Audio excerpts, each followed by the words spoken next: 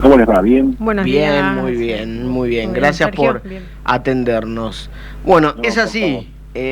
¿Considera que son estos motivos suficientes para intervenir Formosa o se sumarían a otras cosas que están pasando? No, bueno, claro, es todo un clima, además no es el único hecho. Ha habido otros hechos, me acuerdo de la que fuera, la que es, creo todavía, diputada provincial, Nene, Sí. la situación que sufrió en esas épocas, los relatos de dirigentes opositores que cuando han ido los han perseguido, han notado seguimiento que le hacía la policía de Formosa en la ciudad de Formosa, y en un cuadro además de pobreza extrema, ¿no? De contrabando permanente que estamos, digamos, peleando en la Argentina para que no ocurra. Es decir, hay un montón de hechos que se suman y de sospechas que se suman, pero acá en este caso ya no fue sospecha, fue un hecho concreto, ¿no? Claro, sí. Bueno, en realidad la justicia del Paraguay dijo que no pasa nada, que no es un hecho punible y demás.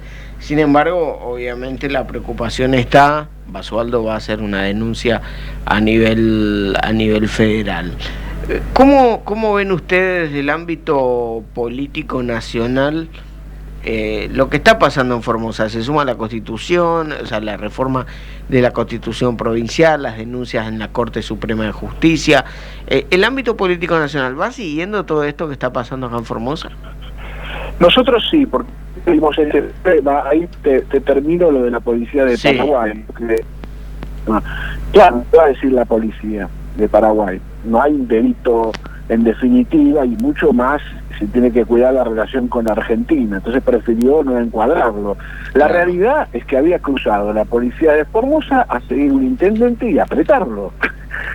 Esto es persecución política porque no es un hecho aislado en definitiva, por más que este es el que salió a la luz, sino que es una práctica. Cuando vos cruzás policía, haces seguir un intendente, quizás porque tenés una práctica, y no son dos locos sueltos, por más que eran jóvenes, sino que eso es claramente con una orden, porque estás cruzando la jurisdicción, es decir, estás en otro país, hay muchos riesgos como para que eso se haya hecho solos.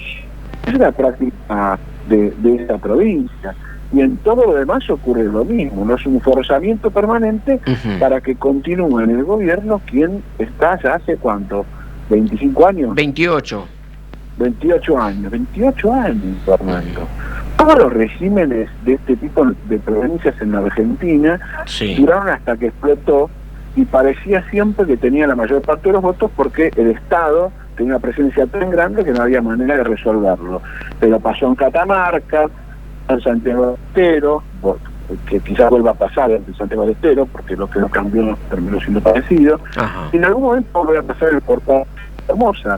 Es decir, explotando porque un formato unilateral de poder y de eternización de candidatos que solo se logra persiguiendo, apuntando y con el Estado manteniendo a todos buscados, ¿no? Bueno, hasta ahora no ha pasado. Hoy más temprano yo decía que, no me acuerdo con quién hablábamos y me decía de justamente lo que me decía usted, que puede ser que Infran no gane en las próximas elecciones, que modificar la Constitución no le garantizaba la reelección, y yo apuntaba a esto, con Diego hablábamos, y con el conductor de este programa. Y yo apuntaba a lo siguiente: si después de la pandemia, con todo lo que pasó en Formosa, volvió a ganar por más casi el 70%, no sé qué tiene que pasar para que explote como usted dice. No, explota, a ver, yo creo, como propuse, que hay que intervenir en la provincia, porque como decís, si vas a esperar el momento de explote, yo creo que explota al fin porque ocurre algo, una situación como la que ocurrió en Chaco, o que la ocurrió en Catamarca hace muchos años, o en Santiago del Estero, y termina explotando porque la impunidad es tan grande en todo que el sistema del sindicato se termina, digamos, en el parámetro de la impunidad, autodemoliendo, digamos. Pero él, para 5 años, 6 años, nada te garantiza. Como bien plantearlo. A ver, se entrecorta mucho. Nada garantiza, ¿cómo? Pero es cierto, nada garantiza que ocurra ya. Claro. Y sobre todo, por lo que decía, que han pasado cosas, las de la pandemia que fueron tremendas. La vocación por controlar la situación que tiene el Infran en ese momento, no, disculpe, se entrecorta demasiado. En todo caso, vamos a ver si podemos retomar. ¿Me escucha bien usted? No, estamos con problemas en la comunicación, lamentablemente, porque está súper interesante la charla con Sergio Abrevaya, ex legislador, presidente del partido GEN, el partido GEN, que ha sido fundado por Margarita Stolbizer, ¿sí? Sí. Bueno, integrante del arco opositor nacional, que abiertamente a través de la red social X o Twitter, iba a decir, Twitter. Dijo que lo de Basualdo, lo que pasó con Basualdo en Paraguay, se llama persecución política, que son motivos suficientes para intervenir Formosa. Otra voz opositora que se suma al pedido de intervención de la provincia. Por ahí aclarar algo, pues me preguntaba un oyente, cuando yo dije que explote todo, no que explote en cuanto a incidentes, a golpe y demás, sino electoralmente, que la gente diga, bueno, hasta acá, y se vote masivamente por otra cosa. A eso me refiero. Estábamos hablando de cuestiones electorales y me parece que se entiende desde ese lado. Uno para nada llama a que explote, a que se venga el estallido social ni esas cosas. No, para nada. Me parece que la voz de la urna es mucho más fuerte que cualquier cascotazo o cosas así. Claro, siempre decimos eso, ¿no? Que esa es nuestra herramienta y es el momento donde realmente nos hacemos oír. El máximo momento. Abrevaya, ¿estamos de vuelta? Estamos de vuelta. Muy bien, ahora sí, incluso se lo escucha mucho mejor. Y estaba interesante la charla, por eso queríamos retomar el contacto. Sí, con gusto. No, te decía que para mí a la larga termina explotando por alguna situación como la que ocurrió en Catamarca, en Santiago, en Chaco recientemente, que deriva de la impunidad, ¿no? De la población termina afectada de golpe en un caso grave y bueno, el sistema se descose, pero es cierto que eso puede tardar, que apostar a eso es una locura, que las instituciones tienen que actuar, porque si no puedes estar como Venezuela con Maduro, esperando que se resuelva y siguen apretando opositores y funcionando, digamos, con total impunidad, así que evidentemente hay que pelear para cambiarlo. Y te decía, lo de la pandemia fue terrible, fue una muestra de la vocación de control de la población que tiene Infran. Tal cual. Bueno, hablando de las instituciones, el año pasado la oposición presentó 3 planteos de inconstitucionalidad de la reelección indefinida. La Corte Suprema de Justicia se expidió sobre Tucumán, sobre San Juan, pero no sobre Formosa, con estas 3 presentaciones que ha habido, una de Paul Troni, la otra de Fernando Carvajal y la otra del Frente Amplio Formoseño, que es la alianza que hay acá entre la UCR, el MID y otras fuerzas políticas, pero no llegó nunca una resolución de la Corte, siendo inclusive muy firmes en contra de las reelecciones indefinidas en los casos de Tucumán y San Juan. Extrañó que sobre Formosa no dijeron ni una palabra, recién ahora se están moviendo esos expedientes. Y bueno, a partir de ahí surge acá en Formosa lo de la reforma de la Constitución provincial. Claro, la desesperación porque se debe venir, como San Juan, una resolución parecida.